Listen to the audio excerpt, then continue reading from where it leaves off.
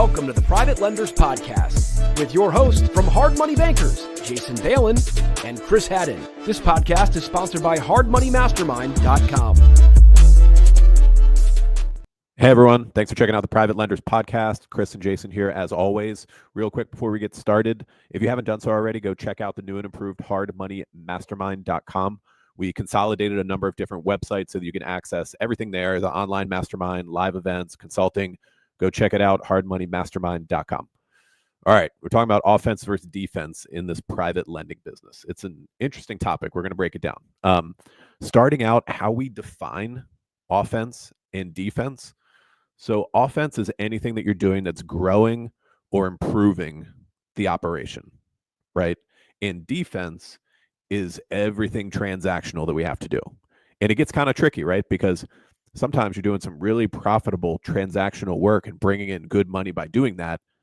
So is that still considered defense? Kind of, but we're gonna dive in.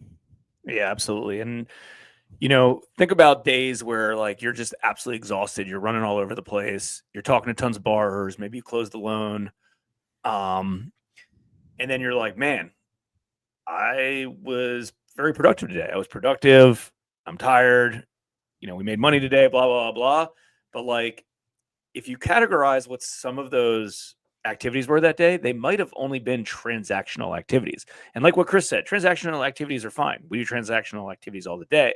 But if you're just focused on transactional activities, you're not focused on growth, marketing campaigns, systems, helping train employees, it's going to be challenging to take that to the next level. What we like to kind of do inside our business is, we try to do 50-50, right? So like in a perfect world, it'd be great to wake up, do all the transactional activities kind of, we actually kind of do it backwards than that. But let me tell you how we'll do it. We'll wake up, kind of do all the growth activities first, right? Like, hey, let's go check on some of our marketing campaigns.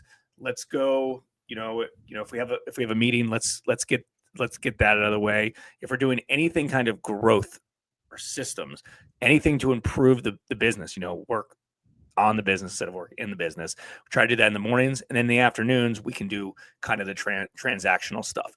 Now, it doesn't work exactly like that. I will say most of the stuff, like for me personally, is I'll do, and this changes based on what season of our business that we're in, but like currently I'll do a lot of transactional stuff early on.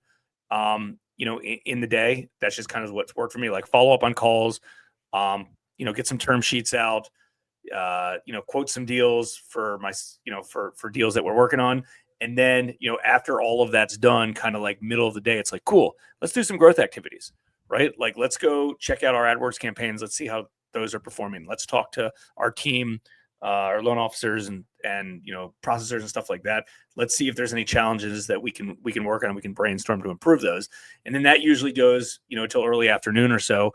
And then back to, hey, let's follow up on some calls, originate some loans, going back to transactional stuff. But I think it's important, to make sure a good portion of your day is still going towards growth activities. Because if not, eventually you're just going to hit a standstill, right? Because you're just doing transactional stuff, and eventually that's going to wind down, and then you're going to have to, restart in order to start growing the business again. Yeah, I mean, that is the trap. The trap is to get caught in doing transactions all day long. I've found it helpful over the years, and I still do, to calendar some of the stuff specifically related to marketing. But if we're talking about the offense, we usually break it down between marketing, ops, and finance, right? So growing or improving. When it comes to marketing, I do calendar a lot of stuff. If we're making content, if I'm doing email broadcasts, things like that, working on paid traffic campaigns, talking to our outsourced people who handle some of the stuff as well. And then some of the ops and finance isn't really calendared. It just kind of pops up. And it's stuff that I like to work on. Like if we're looking at some part of our process and trying to make that better for our team, operations type stuff, that's offense for sure. In finance as well. Like if we are looking at spreadsheets and reports and making some adjustments around the numbers that we see, maybe we're moving the 401k or, there a whole lot of stuff goes into the finance part of running a lending company. But still mixed into that day, there's going to be fires to put out, especially since I handle like defaults and things like that. A lot of that stuff is time sensitive. It needs to happen within a certain time frame, just like closing loans and originating and stuff like that. It's like, real estate and loan closings are like very date driven, time and date driven. So I can definitely get caught up in the transactional things related to managing outstanding loans, whatever the situation might be.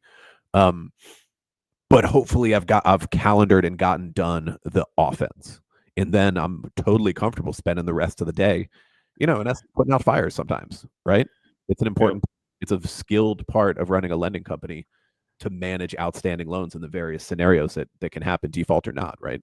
It also kind of depends on you or depends on someone kind of when their creative juices are flowing, right? Because when you're in a creative mindset, you're thinking about growth opportunities. You're thinking about, hey, we should set up this marketing campaign, or you know what?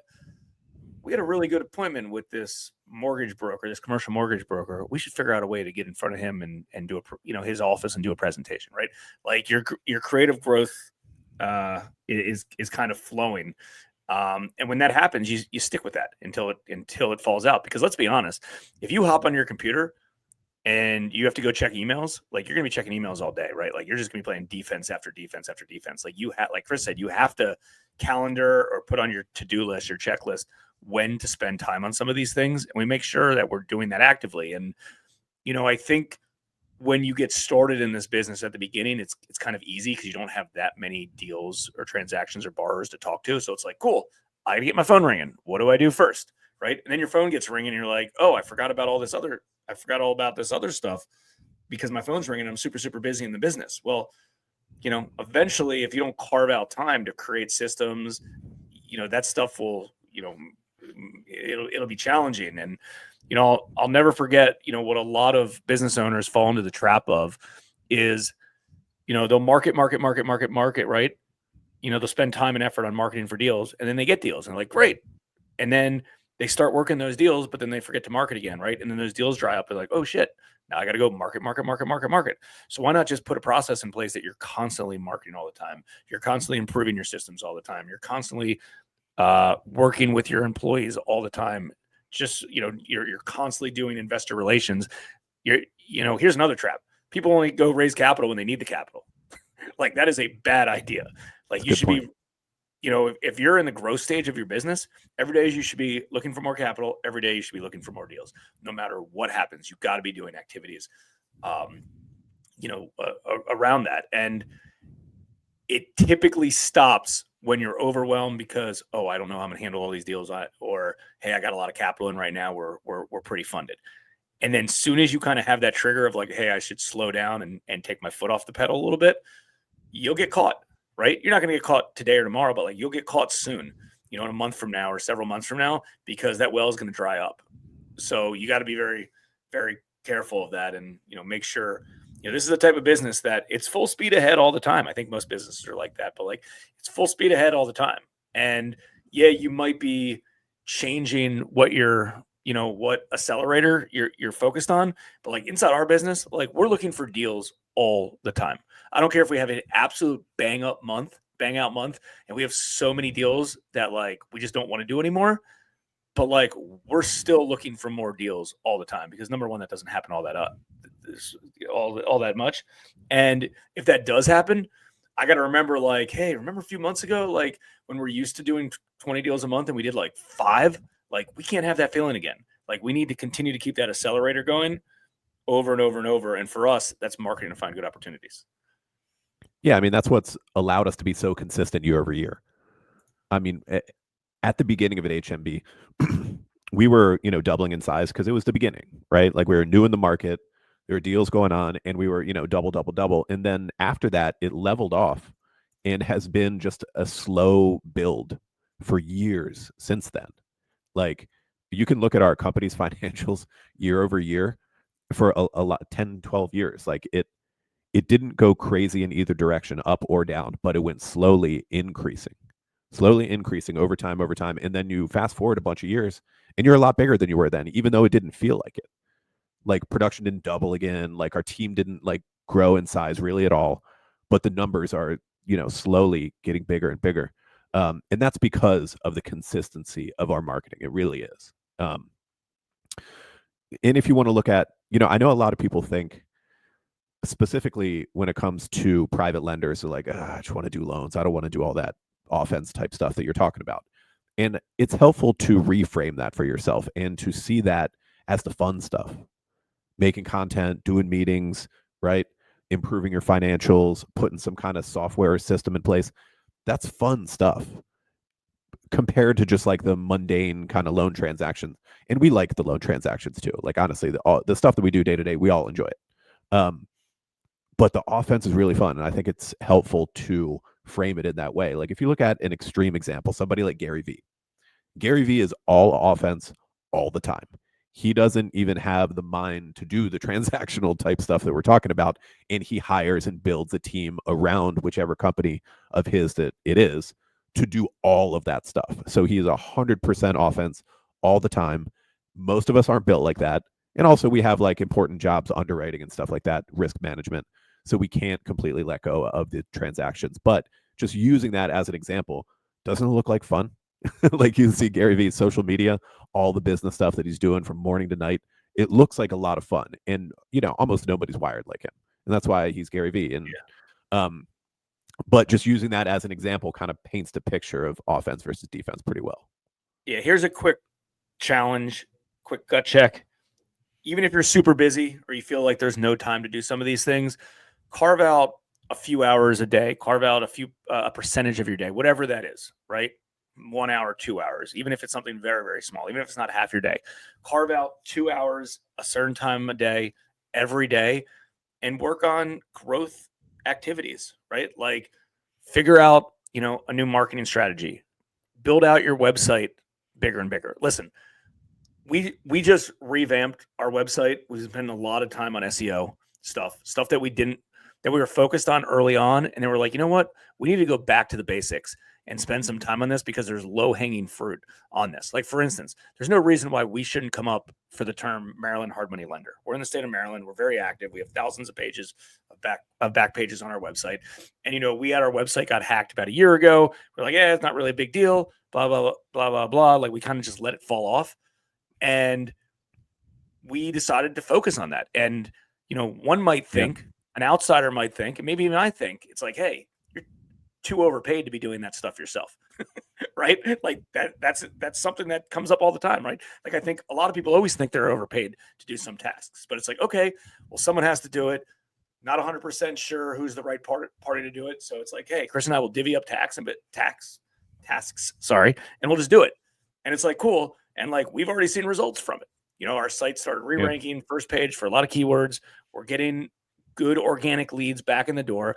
We did that with that. We did that with revamped our Google AdWords campaigns, some social media campaigns, built out our website for other types of stuff. So, and that turns into real deals, right? Like, it's not going to pay you back in dividends immediately, but like over time, it's a business asset, right? It's going to pay you back. So I would challenge you to take a few hours every day, improve your website, improve your social media profile, maybe improve a presentation that you do at the local meetup group, maybe create a meetup group, work on your investor presentation, spend time not only improving your craft of being a hard money lender, but just improving other things to help, the business grow. Right. And it can be very small. It can be very big, but start with that. Time block a few hours a day. It'll go a long way. And, make it consistent, make it a habit, and it's easy. I mean, that's just what we've been doing forever. So it's easy for us where, we got notepads and checklists of like, cool, these are our growth activities we're going to do. And the transactional stuff kind of works its way, right? Like playing defense, like you're not going to go in and be like, oh, hey, I'm going to try to find a problem to necessarily solve. Like, the problems will occur. I've been on the phone all day today with crappy problems on deals that are supposed to close in the next day or two that might not, or they might, and I don't know. And I'm cleaning up all those. But at the same time, I'm doing proactive stuff so I can generate new business as well. All right, everyone, that is the pod for today. We appreciate you being here and checking it out. We'll see you here next time. And until then, we'll see everyone inside hardmoneymastermind.com. We hope you enjoyed this episode of the Private Lenders Podcast. Please note that the opinions stated by all the speakers on this show are only opinions and not intended for legal, financial, or accounting advice. please make sure to always check with your own legal, accounting, and financial professionals. If you enjoyed this episode of the Private Lenders Podcast, we'd appreciate it if you would spread the word. Make sure to check out hardmoneymastermind.com, the #1 free community for new and experienced private and hard money lenders.